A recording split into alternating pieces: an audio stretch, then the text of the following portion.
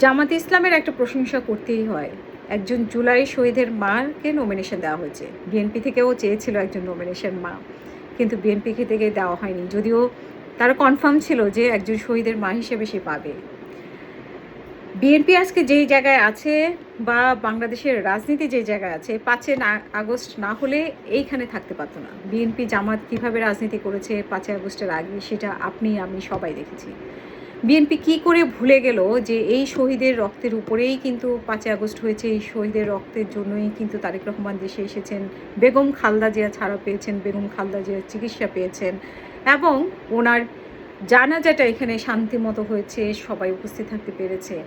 কিন্তু একজন শহীদের মা যখন সংসদে যেতে চাইলেন, তখন বিএনপি থেকে দেওয়া হলো না। এটি খুবই হতাশার জায়গা, খুব লজ্জারও জায়গা বিএনপির জন্য দল হিসেবে।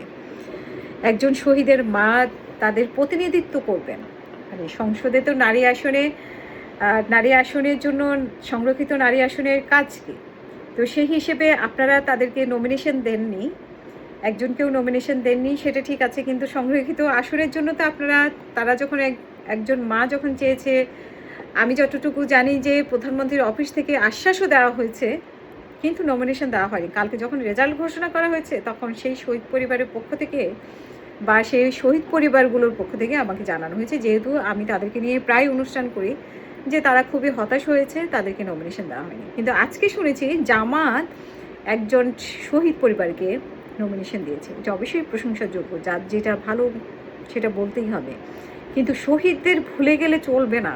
কিন্তু সেই শহীদদের পরিবারের জন্য, সেই শহীদদের পরিবার কি হারিয়েছে আমি আপনি জানি না, আমি আপনি বুঝবো না, কিন্তু তারা জানে যে তারা কী হারিয়েছে দেশের জন্য। তাদেরকে যদি মূল্যায়ন না করেন, তাহলে কাদেরকে মূল্যায়ন করবেন? তাদেরকে যদি সংসদে জায়গা না দেন, তাহলে এই সংসদ আসলে অর্থহীন বলে আমি মনে করি।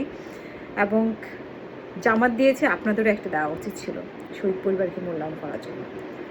তারপরেও আপনারা নমিনেশন দেননি, কিন্তু কীভাবে আপনারা বলেছেন যে শহীদ পরিবারকে মূল্যায়ন করবেন, সেটা কীভাবে মূল্যায়ন করবেন সেটা আমরা ভবিষ্যতে দেখব, আপনারা শহীদ পরিবারকে আসলেই মূল্যায়ন করেন কিনা। আর বিএনপি যদি ভুলে যায়, সেটা অবাক হওয়ারও কিছু নাই এবং আশ্চর্য হওয়ারও কিছু নেই। তবে আমরা আশা করব যে বিএনপি ভুলে যাবে না। যদি ওরা সংরক্ষিত নারী আসনের ক্ষেত্রে শহীদ পরিবারকে মূল্যায়ন করা হয়নি, এমন লোক কাউকে মূল্যায়ন করা হয়েছে যেটা খুবই মানে আশাহত করেছে মানুষকে, সেখানে একটা শহীদ পরিবারকে যদি মূল্যায়ন করতো মানুষ, আপনারা বরং প্রশংসা পেতেন। তো সেই জায়গাটাতে আপনারা আসলে ঘাটতি করে ফেলছেন। অনেক জায়গায় ঘাটতি আছে, কিন্তু আপনারা শেষ পর্যন্ত আমরা দেখব যে শহীদ পরিবারগুলোকে আপনারা যে আশা দিয়েছেন যে শহীদ পরিবারগুলো মূল্যায়ন করবেন, সে আশাটাও আসলে কীভাবে পূরণ করেন সেটাও কিন্তু আমরা দেখব।